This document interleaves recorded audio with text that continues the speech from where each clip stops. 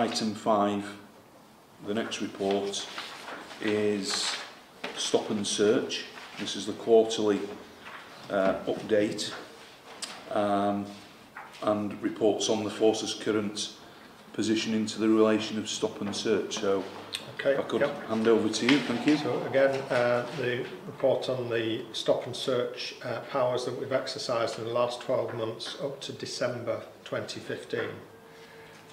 It's again broken down into both the statistical report and then the wider areas of what we've been doing. In the last 12 months we've conducted 15,500 stop searches.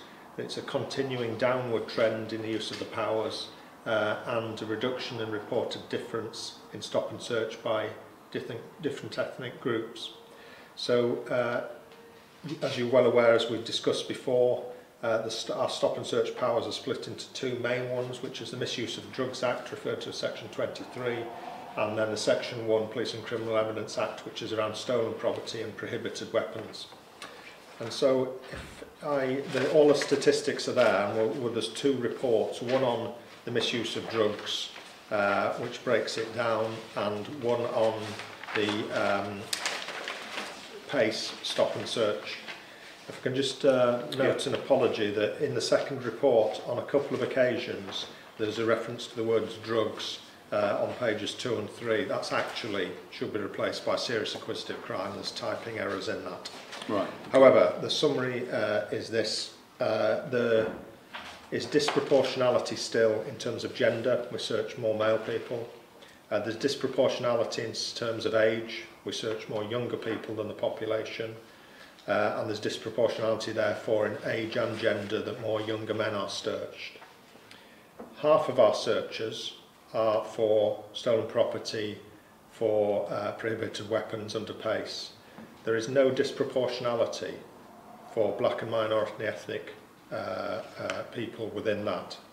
In fact, there's some disproportionality. You're more likely to be stopped if you're white. So for just under half, 44% of our stop searches around property, firearms and weapons, there's no disproportionality, which has been a growing and developing trend that we've reported over the last couple of quarters. For the other half, 56%, there is still disproportionality for the stopping and searching of BME people for drugs offences. Now, the report goes on to talk around the reasons for that, which we can explore. We've tried to articulate that there's a greater proportion of intelligence in relation to drugs. There's a greater prosecution for drugs offences. There's also areas where we discussed before about street population. There's also the very real possibility that there's also discrimination in those stop and searches. So there has been an increase in positive outcomes over the last 2.5 years. And that's now at a 20% positive outcome rate for all stop and searches. So in terms of what we've got ongoing now still, we have a continued use of the best use of stop and search scheme. We have a continued overall reduction in the volume of searches. We place a very great emphasis on the trigger plan in the best use of stop and search, and there's been 7 complaints that have triggered that process this year. And we've continued with our scrutiny, training, engagement, and of course we're about to have body-worn video rolled out across the force. So that's the summary rather than going through all of the areas. The most, the highlighted areas of concern for us is still around drugs searches, where you're twice as likely per 1,000 population to be stopped and searched if you're from a black or an Asian background as the white background, whereas in property there's absolutely no disproportionality.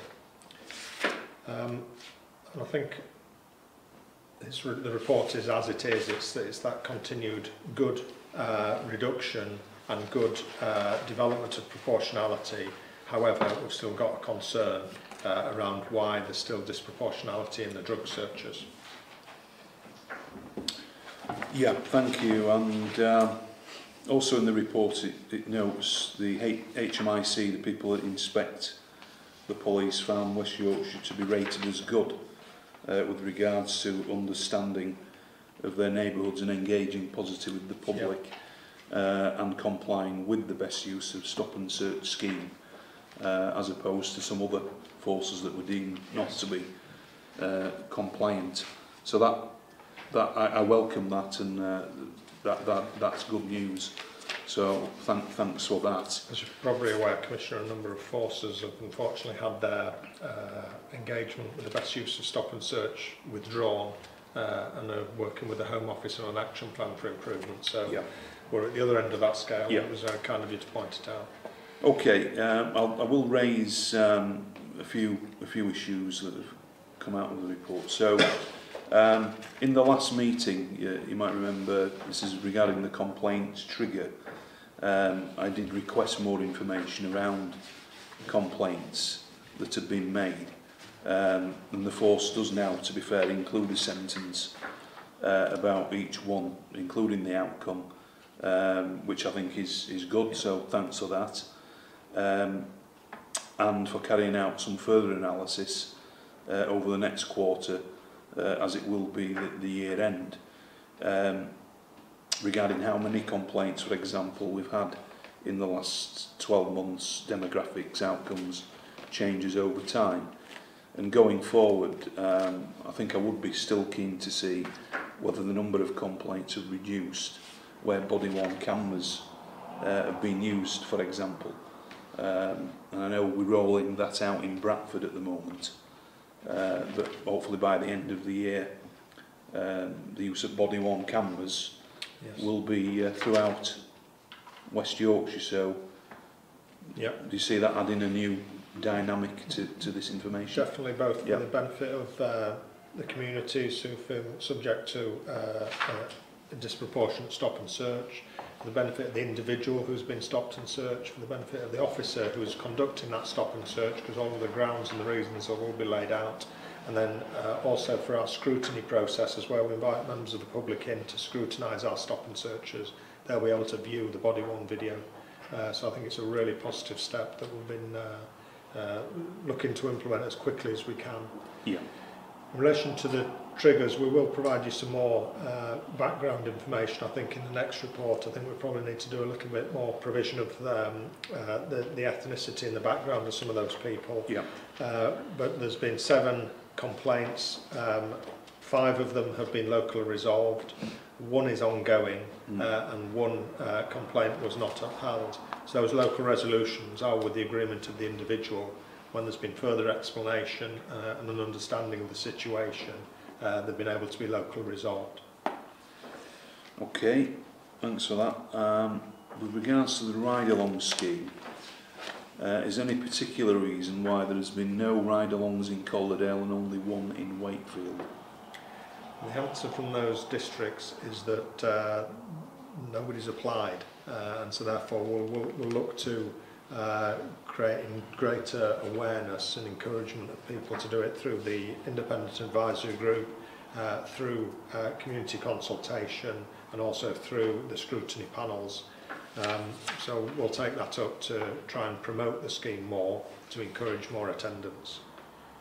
Yeah, I mean, I think making people aware that this is available is something, you know, hopefully we can raise in those areas.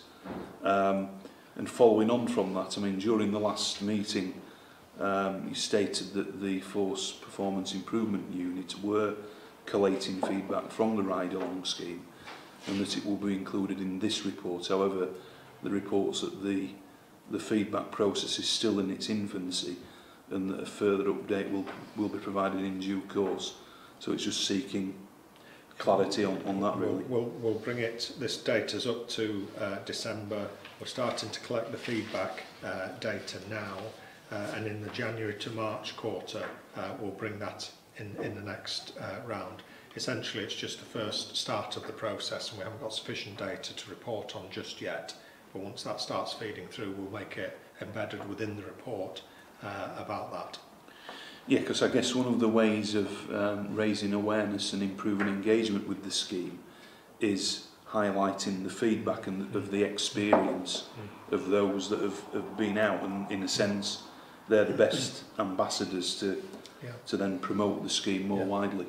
Yeah, and again, as we get to more use of body worn, there'll be a discussion nationally as to whether there needs to be the ride-along, because it's a more efficient way of actually watch the stop search there and then. But yes, we will encourage it, yeah. Yeah, thank you. I do welcome the ongoing work and developments which is set out in paragraph 9, so I've noted that, particularly the work with the Force Performance Improvement Unit. Just looking at the stats generally, nothing jumps out, but certainly when the proportion of searches across the districts are compared to the census data, there does appear still to be some disproportionality in Kirklees and Leeds. Only 5.9% of all searches were carried out in Kirklees, despite that district accounting for 19% of the overall population in West Yorkshire.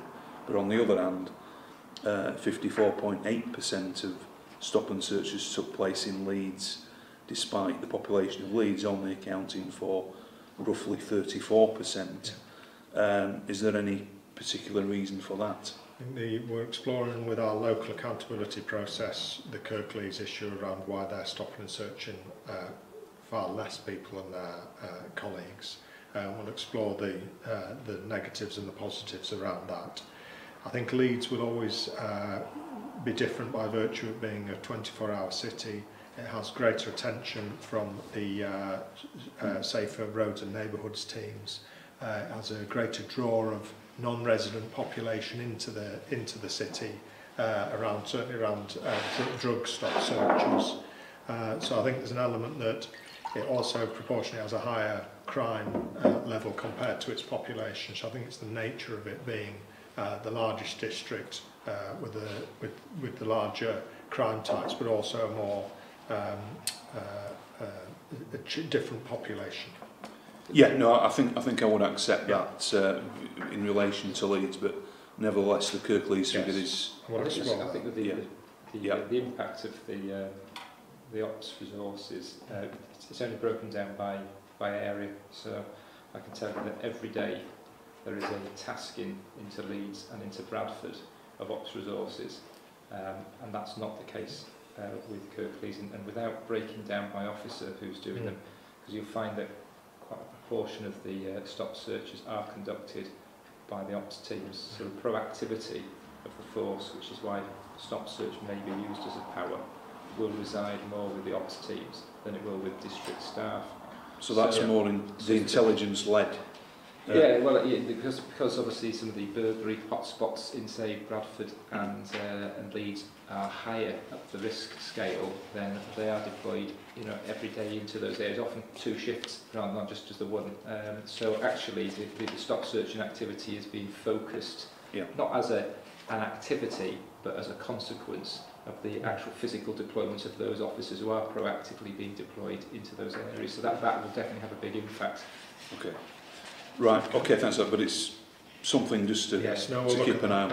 I think if the figures broke it down into which officers did it, you'd probably see that it jump out on the page. It's difficult for most figures. We'll look at that. Okay, thank you.